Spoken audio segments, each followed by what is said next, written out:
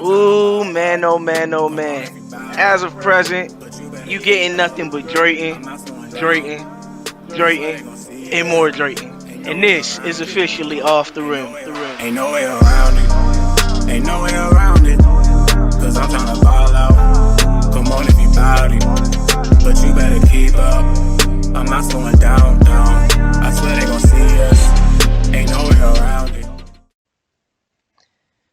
What up, what up, what up? It's me, Coach Drayton, live and direct. Thought I would go more on the, how do I say it? I don't want to say it's controversial, but kind of do like a early. I don't want to say rankings, but like try and see where each team fits in on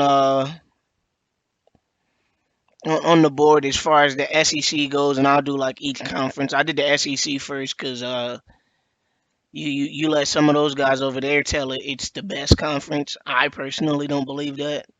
I believe it's top heavy. I believe like there's some strong teams in the conference.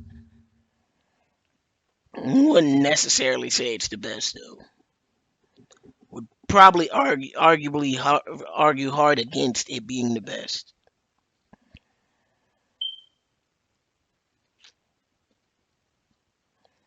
All right, just off the top of my head, putting it in order.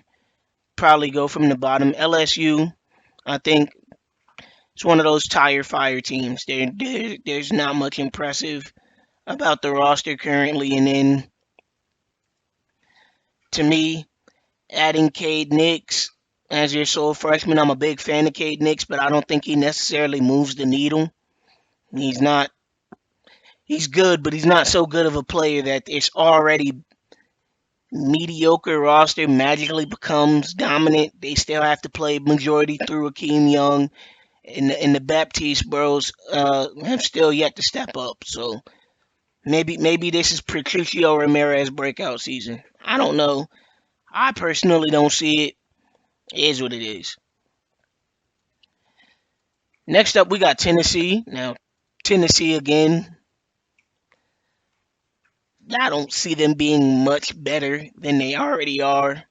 Another one of those and throw your shoulders up, shrug. They're never gonna be that impressive. I do think with the addition of Reza Red and Azunda Mazaka, instead of losing every game in the SEC this year, I think they go 3-11 at best. I just don't see it. Truth be told, I think Azunda Mazaka is a talented scorer. I think Reza Red's a talented rebounding big, but they don't necessarily replace the firepower that Trey Turner had. Truth be told.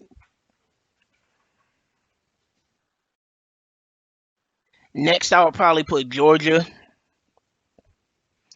I mean, I think that's like understood. Like as far as it goes, Georgia's not overly talented. Zeke LaFleur was a good signing. Orion Toomey was a good signing. Willie Styles was a good signing. Royce Anderson comes back. He already led the team, showed the ability to lead a college team in scoring. Not really a fan of the big Jeff Michaels signing. I mean, throw your hands up at that if you will. To each his own. Next, I would say, and this is probably a shocker, I'd probably go Texas A&M. Don't necessarily see Texas A&M as a I don't know. I just don't really see it. Ashton Moreno's solid. Mariano Martino's solid. Johnny Harrow is to me an up and down player. Lex Greenwood is an up and down player. And then there's Ronnie Shanahan. I think Ronnie Shanahan overall again leads this team. Tyrell Mars decent, but again these are guys that to me aren't amazing enough to where like now we're in like the middle of the pack of the SEC, and I think like they're in the bottom of the middle of the pack if I'm being honest. Next will be Ole Miss. only because I see how much room this team has to grow. I think they could potentially add like 4 or 5 guys. There's still a lot of talent left on the board, and I'm always going to give more credence to teams with more roster spots to fill than teams that are kind of like already filled. So, like, if we're being honest, Ole Miss has a lot of room to grow, but they do have players, in my opinion, that are primed for a breakout. Zahid Pearsons, Devontae Langford, Kamari Ward, those that could potentially be a big three in SEC play because a lot of these teams, in my opinion, are like middling when it comes to defense. So you get guys who can play make, attack the basket and shoot and stuff like that. Instantly, this becomes a threat in the SEC.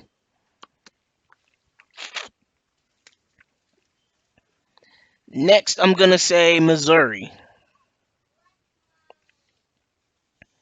I mean, now of course I'm looking at the teams on paper, and looking at it on paper never really does it justice. But they bring in Kalinick Jokic, who's on Bad Boys, Miguel Ruiz, Bryant Walls III, Emil Griffin, and Caleb Gibson, along with already having a true star, a 1A in Japheth Towns. I mean, and then David Draffin comes back. So they pretty much have all 5 starters pretty much locked up. This to me is a complete team, and it'd be like coaching that sets this team back. That altogether they have the skill, they have the talent, they have the ability to make a deeper run. That's just my opinion on it. Next, I would say South Carolina. They have 2 spots left. I mean, this is a team that made Hoopsteria, ultimately got bounced. They returned the majority of the roster, but they do add Joey Justins, Jamie Ramos, Charles Pinker, Ripakere, Daquan Carter. I believe they have 1 or 2 spots left, not necessarily sure. But again, this is a team that made Hoopsteria, but ultimately had a losing record in the SEC. I do think there is going to be some slight growing pains. Outside of Charles Pinker, I don't really see anybody on this team that's dynamic enough to really space the floor. They don't have that true shooter. They have guys that can shoot, but not a true shooter, and sometimes people misinterpret that. And would love to see what Coach Pope does with South Carolina, but again, I still have them as a middle of the pack team. Next team I have to put ahead of them, ironically, is Mississippi State. Mississippi State has roughly 4 spots to fill, but I feel like, again, a lot of talent on the board. With a lot of talent on the board, you can easily fix some of your ailments. Terrell Pearson comes back. They get Jackson Sutton. They get Juan Vazele. They have their starting 5 in my eyes. And already having your starting 5, and then be a team that went 20-11 last season. Their coach knows what he's doing. Was definitely competent in SEC play. Went 7-7. I mean, the talent's there, and then you have enough room to add the supplemental pieces. And I think people don't understand how important supplemental pieces are in college basketball. And maybe that's why I'm probably higher on this team than most people. With 4 spots left, I think they could definitely make something shake. Next up, I have Florida. I mean, Florida top to bottom. They bring back enough guys to where this team could be a threat. They do have size. They do have athletics. They do have guys that can shoot from deep. This is a team that in my eyes doesn't have some of the struggles that other teams have. I mean, you talk about some of the guys they brought in. Not gonna pretend I know how to pronounce his name. Uh, Jacobus. I'm not even gonna pretend to pronounce that last name. And then you have Akiyama Ravello. I mean, they brought in some solid freshmen, but the main thing is they kept all of their core, and this was already a team that was competitive in the SEC.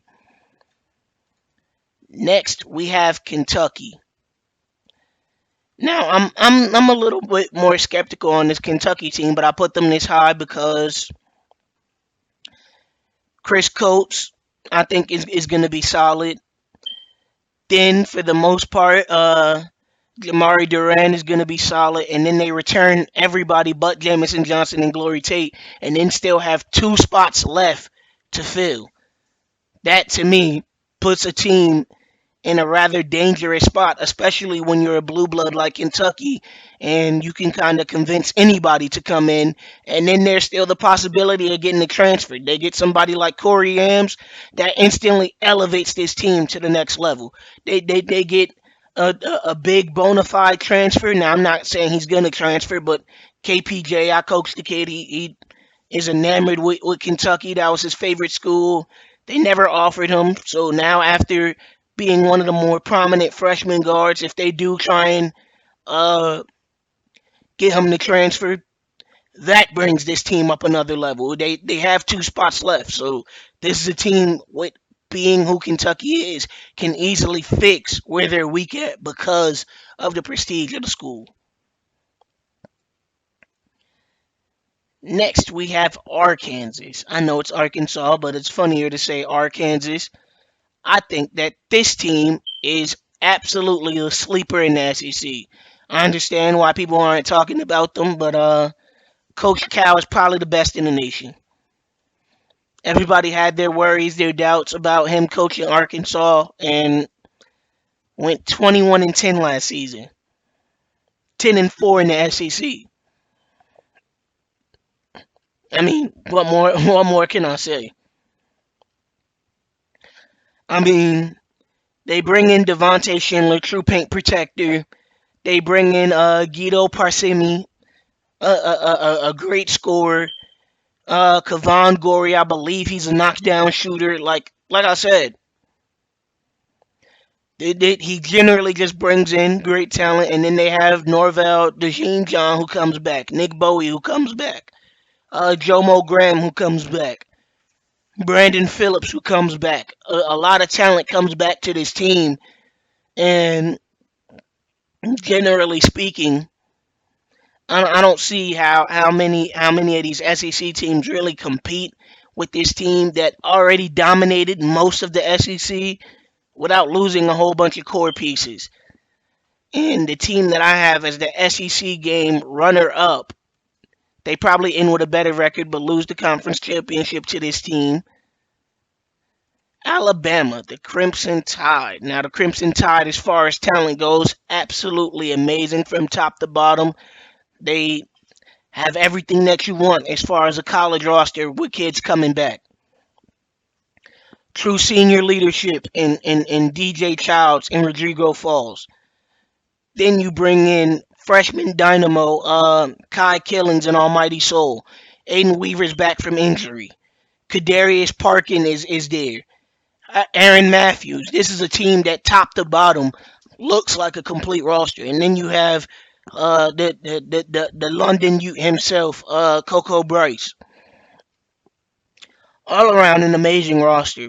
But I do believe that when people are talking about their spacing, I think that's honestly false. If we're keeping it hot, they have several guys who can space the floor. DJ Childs, Rodrigo Falls, Aiden Weaver, Kadarius Parkin. The amount of players that they have that can stretch the floor, like to me, I understand that people seen that Almighty Soul and Kai Killings and Leonardo Fields came in and magically that these guys can't stretch the floor. I believe Kai Killings can stretch the floor well enough to where even if he's at the two, that they're not necessarily hindered. Last but not least, the team that wins the SEC is the Auburn Tigers. I mean, we're keeping it hot. They had Alabama's number all last year, and then they returned basically everybody. Then you add a super athlete in Lamidio Chakauku. Oh, I butchered that, but it is what it is. And then they add another shoot, and then while they lost a shooter, I don't necessarily think that ultimately hinders them.